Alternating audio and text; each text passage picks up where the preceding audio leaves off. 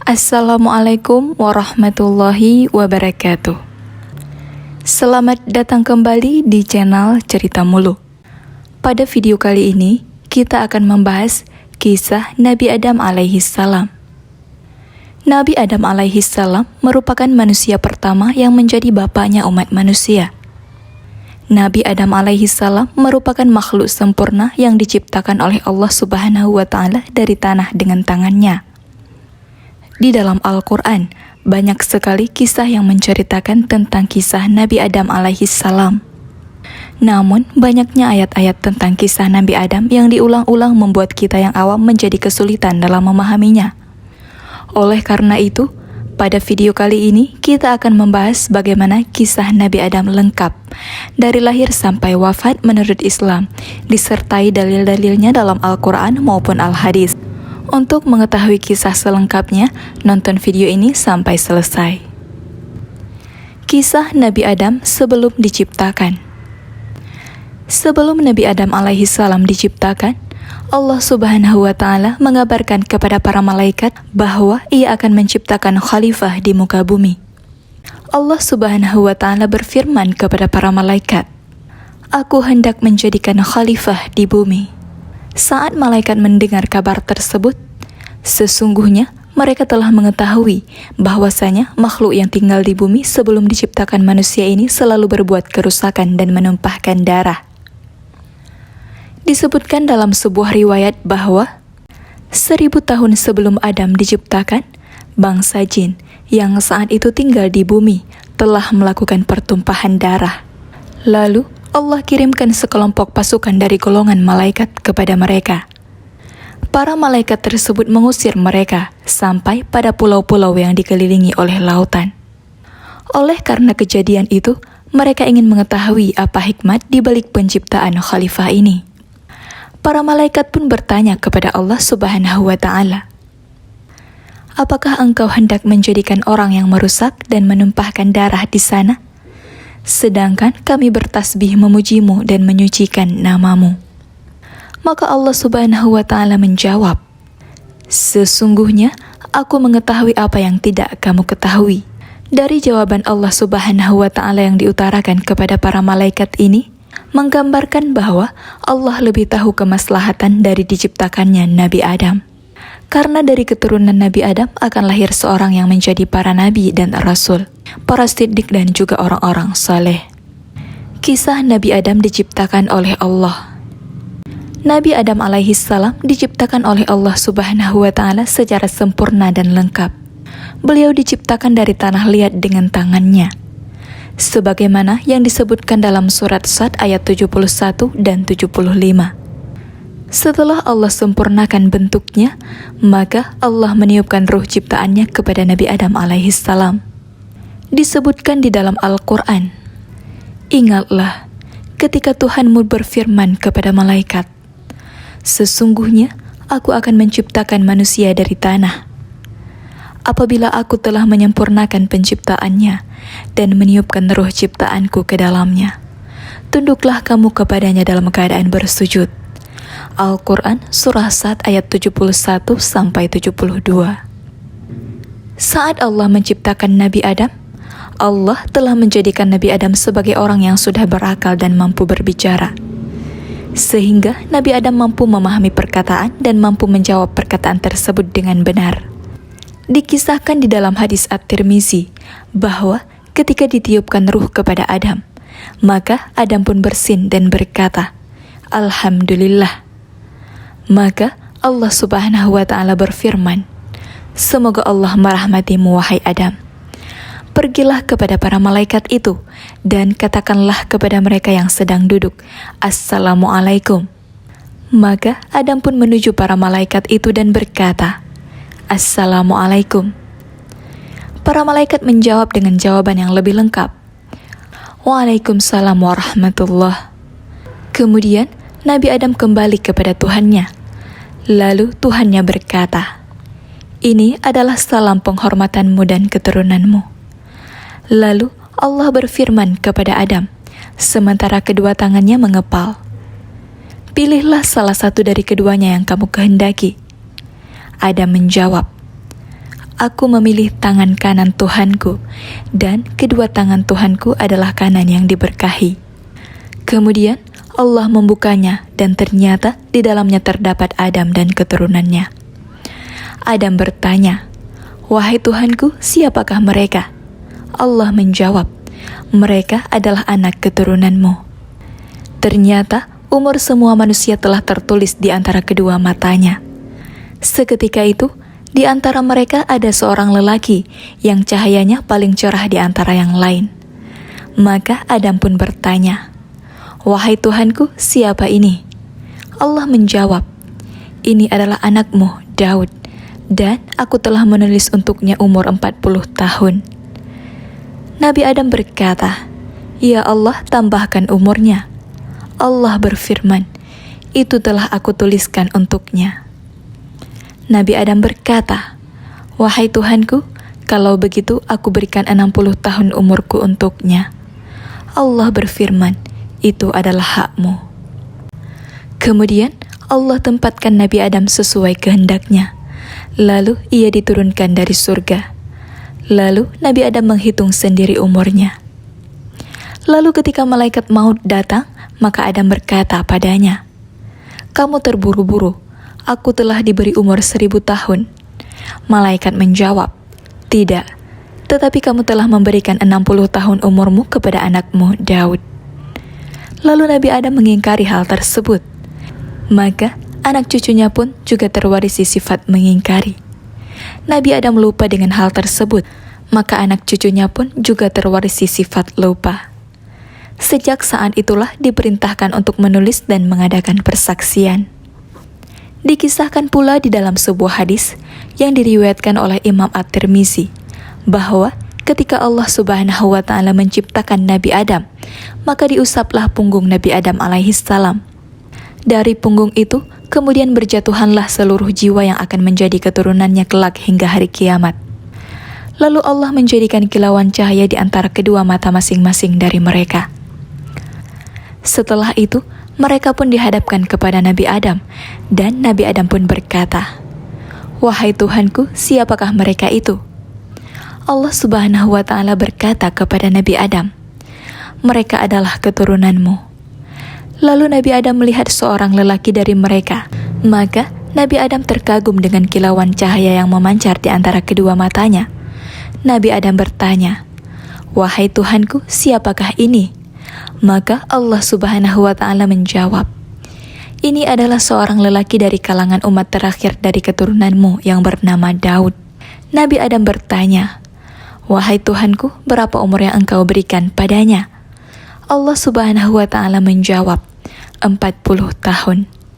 Nabi Adam berkata, "Wahai Tuhanku, tambahkan untuknya 40 tahun dari umurku." Tatkala Nabi Adam telah habis umurnya, maka ia didatangi oleh malaikat maut. Nabi Adam pun berkata, "Bukankah umurku masih tersisa 40 tahun lagi?" Malaikat menjawab, "Bukankah engkau telah memberikannya kepada anakmu, Daud?"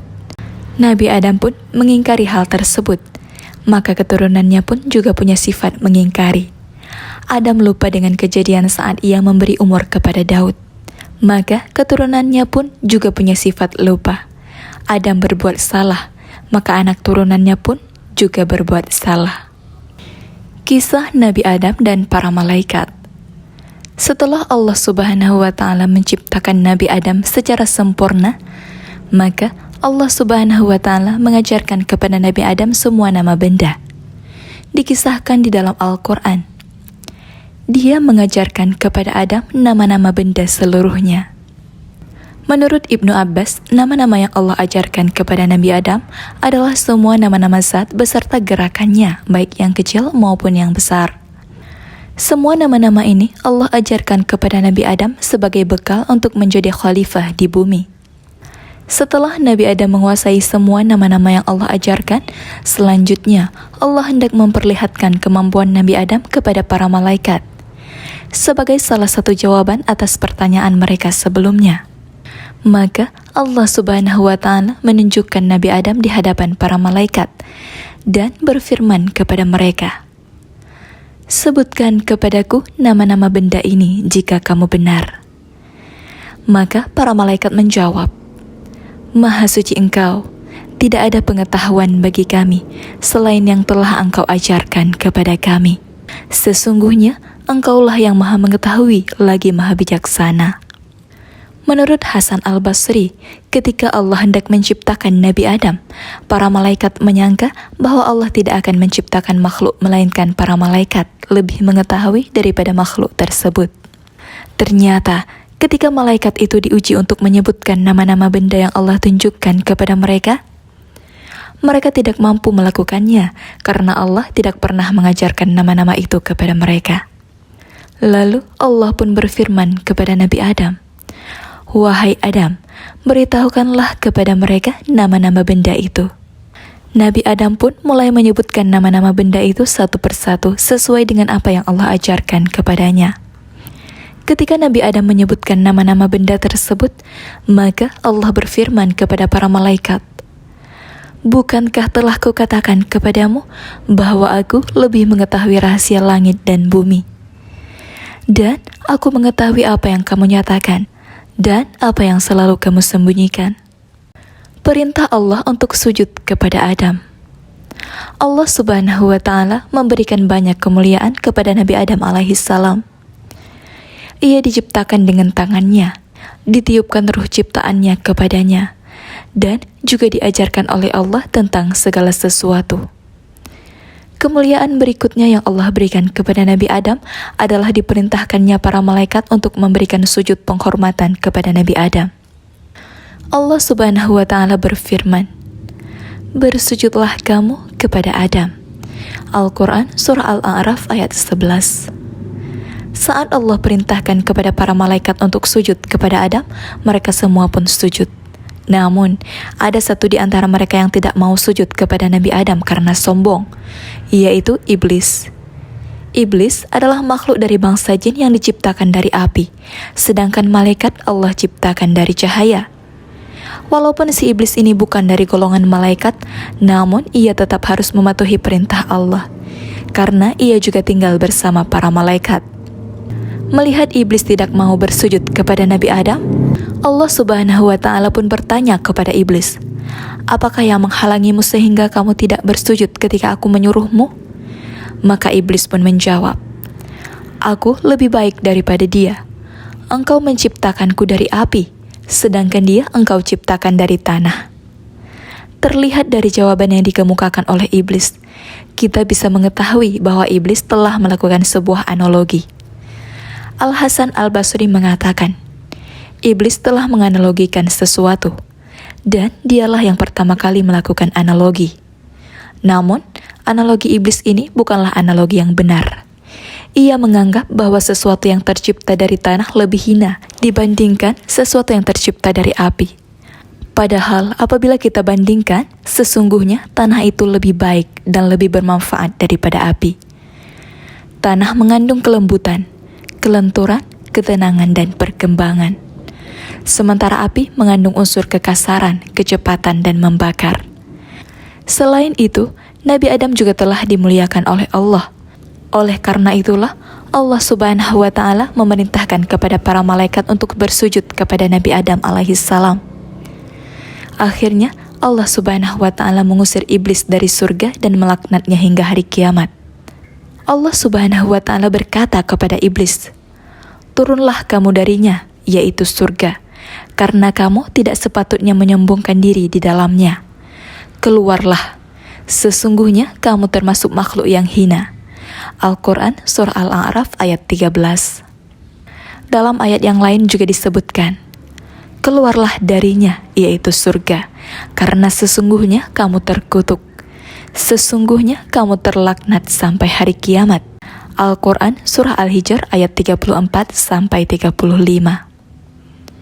Hukuman yang diterima oleh iblis bukan hanya semata-mata karena iblis merendahkan Nabi Adam, akan tetapi juga disebabkan dia membangkang terhadap perintah Allah. Dari kisah ini, sesungguhnya kita belajar bahwa ketika hendak melaksanakan suatu perintah, maka bukan perintahnya yang kita lihat, akan tetapi yang kita lihat adalah siapa yang memberikan perintah. Sumpah iblis kepada Allah Subhanahu wa Ta'ala. Iblis telah diusir dari surga dan mendapatkan laknat dari Allah Subhanahu wa Ta'ala sampai hari kiamat. Kedengkian iblis kepada Nabi Adam semakin bertambah. Ia pun memohon kepada Allah untuk mendapatkan tangguhan umur hingga hari kiamat tiba. Iblis ingin sekali bisa mengganggu, membahayakan, menyesatkan, dan memalingkan anak cucu Adam dari jalan yang benar, agar bisa bersama-sama masuk ke dalam neraka jahanam. Iblis akan melakukan berbagai macam cara untuk mengajak anak cucu Adam masuk ke dalam neraka bersamanya. Ia bahkan akan membuat perbuatan buruk seolah terlihat baik, sehingga mereka tidak menyadari bahwa apa yang dilakukannya merupakan perbuatan yang buruk. Dikisahkan dalam Al-Quran Surah Al-A'raf bahwa iblis berkata kepada Allah, "Berilah aku penangguhan waktu sampai hari mereka dibangkitkan." Maka Allah berfirman, "Sesungguhnya kamu termasuk mereka yang diberi penangguhan waktu." Iblis pun bersumpah kepada Allah, "Karena engkau telah menyesatkan aku, pasti aku akan selalu menghalangi mereka dari jalanmu yang lurus. Kemudian, pasti aku akan mendatangi mereka dari depan, dari belakang, dari kanan, dan dari kiri mereka. Engkau tidak akan mendapati kebanyakan mereka bersyukur." Allah Subhanahu wa Ta'ala berfirman, "Keluarlah kamu darinya, yaitu syurga, dalam keadaan terhina dan terusir. Sungguh, siapapun di antara mereka yang mengikutimu, pasti akan aku isi neraka jahanam dengan kamu semua." Kisah Nabi Adam dan Hawa di surga. Setelah Allah Subhanahu wa Ta'ala mengeluarkan iblis dari surga, Allah kembali kepada Nabi Adam alaihi salam.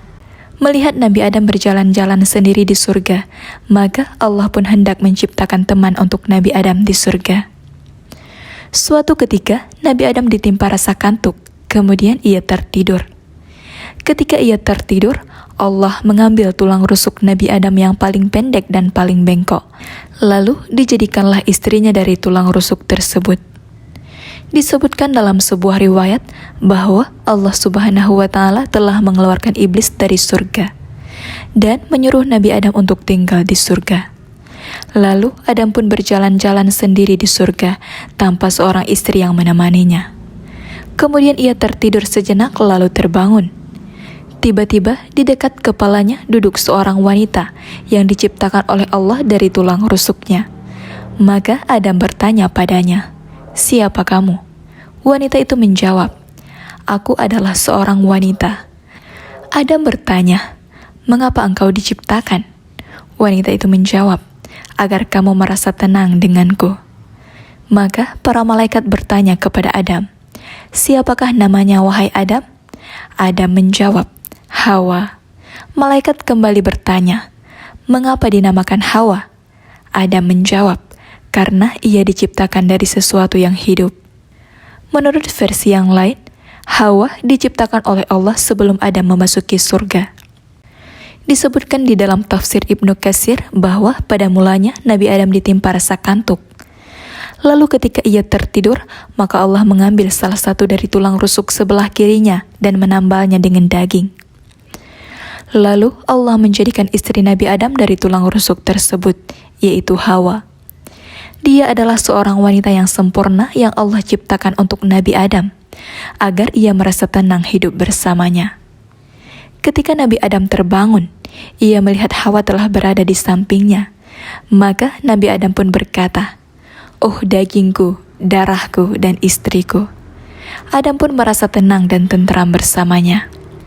Setelah Allah menikahkan keduanya dan menjadikan rasa tenang dan tentram di dalam diri Nabi Adam, maka Allah Subhanahu wa Ta'ala berfirman kepada mereka, "Wahai Adam, tinggallah engkau dan istrimu di dalam surga. Makanlah dengan nikmat berbagai makanan yang ada di sana sesukamu. Dan janganlah kamu dekati pohon ini, sehingga kamu termasuk orang-orang zalim." Al-Quran Surah Al-Baqarah ayat 35. Kisah tipu daya iblis kepada Nabi Adam dan Hawa. Nabi Adam dan Hawa telah dimasukkan ke dalam surga oleh Allah Subhanahu wa Ta'ala. Allah Subhanahu wa Ta'ala juga menguji Nabi Adam dan Hawa dengan satu buah larangan, yaitu larangan untuk mendekati salah satu pohon di dalam surga. Terdapat perbedaan pendapat di kalangan para ahli tentang nama dan jenis pohon itu. Yang jelas, nama dan jenis pohon itu tidak disebutkan oleh Allah di dalam Al-Quran. Nabi Adam dan Hawa menikmati fasilitas surga dengan penuh kenikmatan dan kebahagiaan.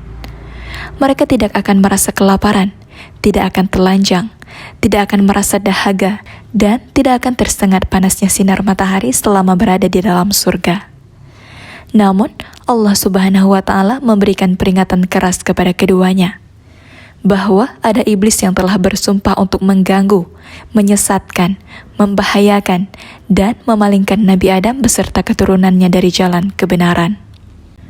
Allah Subhanahu wa Ta'ala berfirman, "Wahai Adam, sesungguhnya iblis inilah musuh bagimu dan bagi istrimu. Maka sekali-kali jangan sampai dia mengeluarkan kamu berdua dari surga. Kelak kamu akan menderita. Sesungguhnya ada jaminan untukmu bahwa di sana engkau tidak akan kelaparan dan tidak akan telanjang. Sesungguhnya di sana pun engkau tidak akan merasa dahaga dan tidak akan ditimpa terik matahari." Al-Quran Surah Taha ayat 117-118. Di lain sisi, iblis yang saat itu telah diusir dari surga semakin merasa dengki dan iri melihat kenikmatan yang Allah berikan kepada mereka berdua. Dia pun memulai usahanya untuk menggoda mereka berdua agar dikeluarkan dari surga. Lalu, iblis mulai membisikkan pikiran jahat kepada mereka berdua. "Tuhanmu tidak melarang kamu berdua untuk mendekati pohon ini, kecuali karena dia tidak senang kamu berdua menjadi malaikat, atau kamu berdua termasuk orang-orang yang kekal di dalam surga."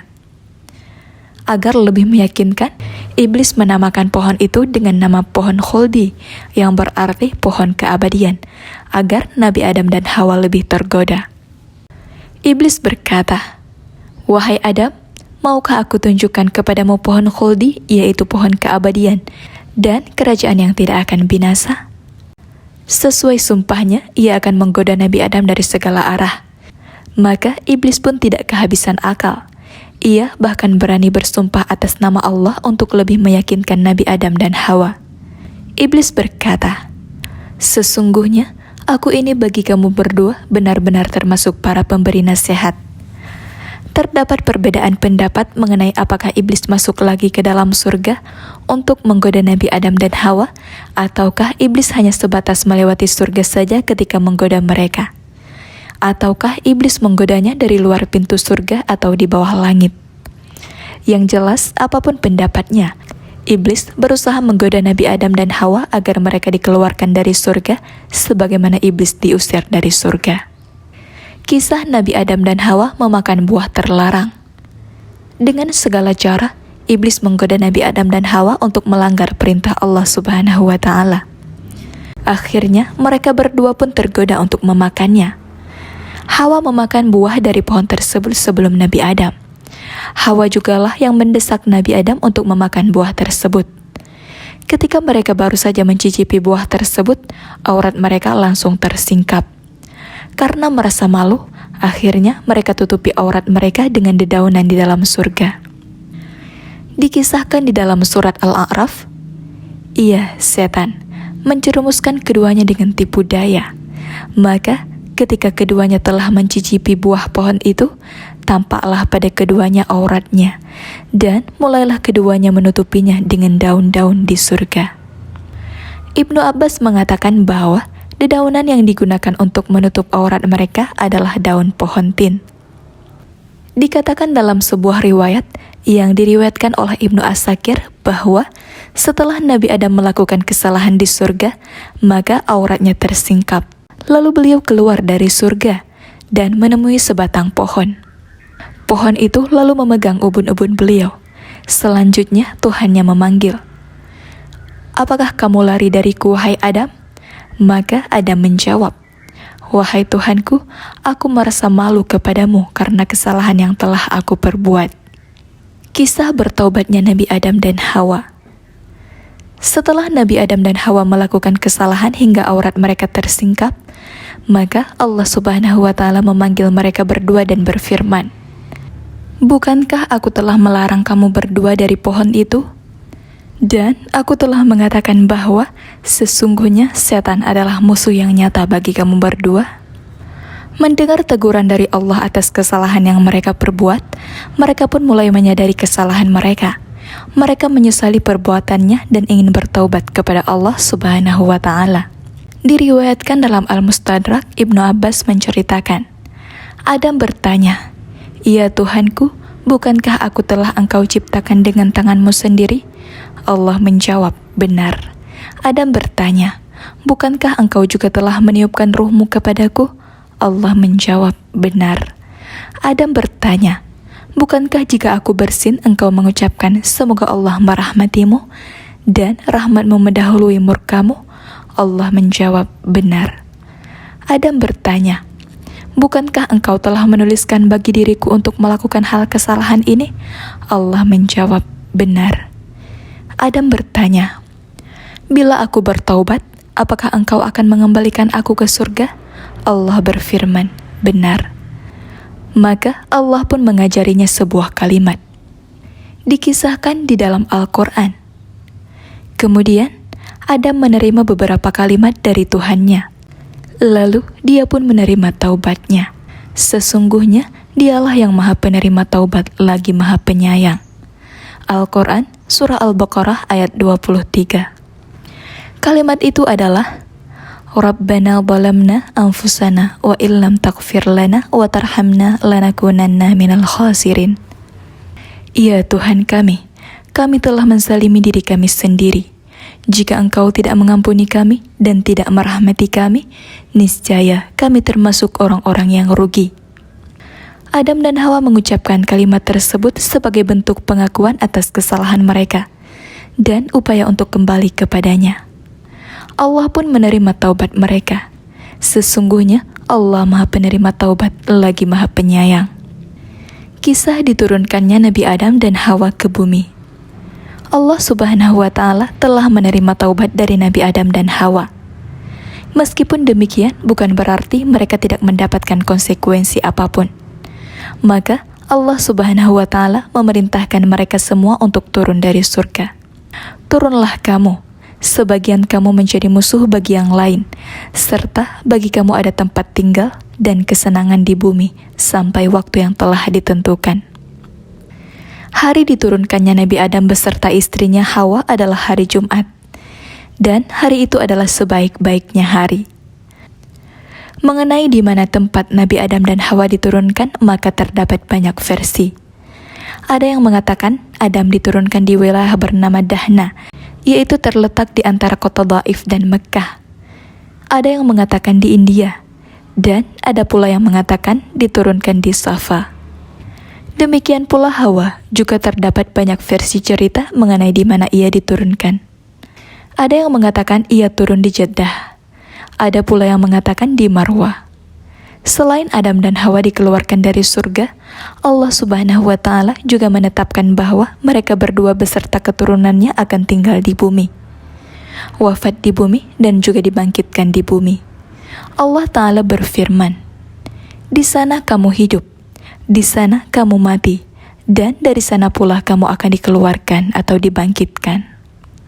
Kisah kehidupan Nabi Adam dan Hawa di bumi. Nabi Adam dan istrinya, yaitu Hawa, telah diturunkan dari surga ke bumi.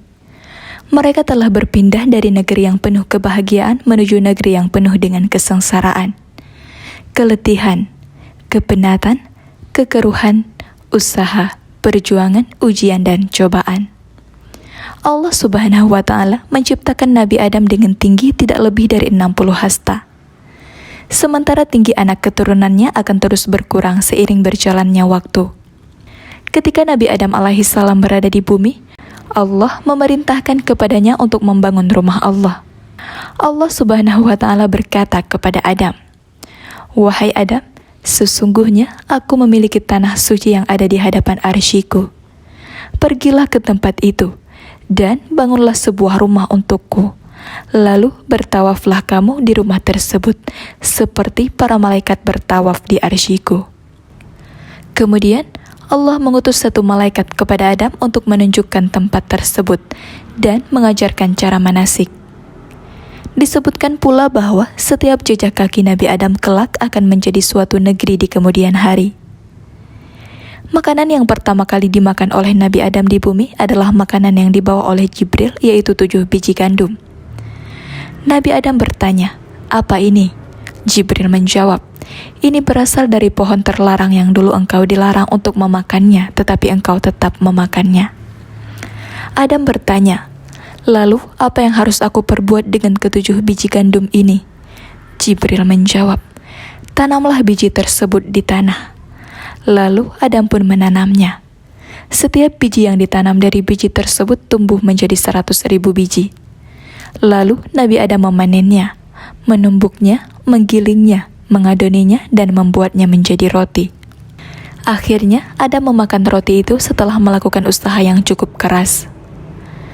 Adapun pakaian yang pertama kali mereka kenakan berasal dari bulu domba. Awalnya, Adam menyembelih domba tersebut, lalu ia memintalnya dan menenunnya. Kemudian ia jadikan jubah untuk dirinya dan baju serta kerudung untuk Hawa. Setiap kali Hawa mengandung, maka ia akan melahirkan 2 anak kembar laki-laki dan perempuan.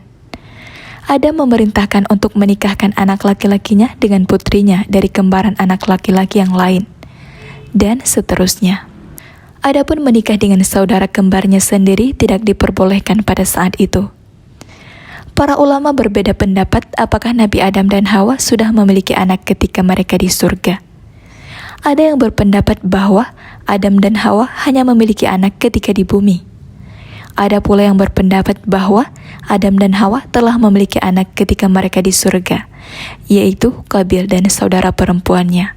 Wallahu a'lam. Kisah singkat Nabi Adam dan Hawa, Qabil dan Habil.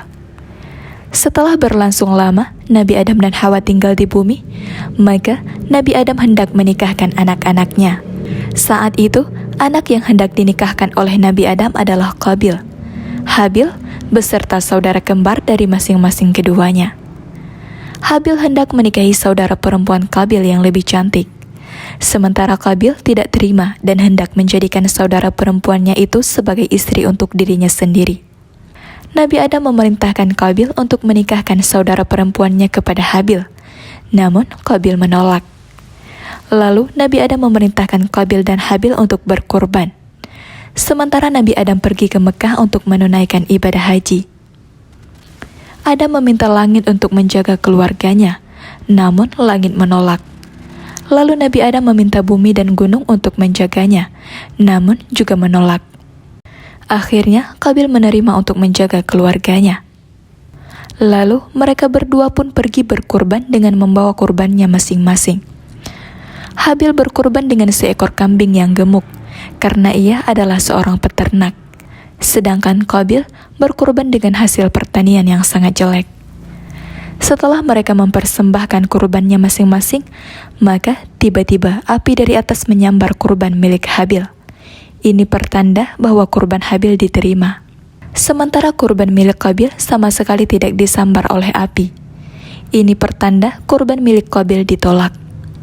Melihat kurban miliknya tidak diterima, sementara kurban Habil diterima, maka Qabil pun marah dan berkata, "Aku akan membunuhmu agar kamu tidak jadi menikah dengan saudara kembar perempuanku." Habil menjawab, "Sesungguhnya Allah hanya menerima kurban dari orang-orang yang bertakwa."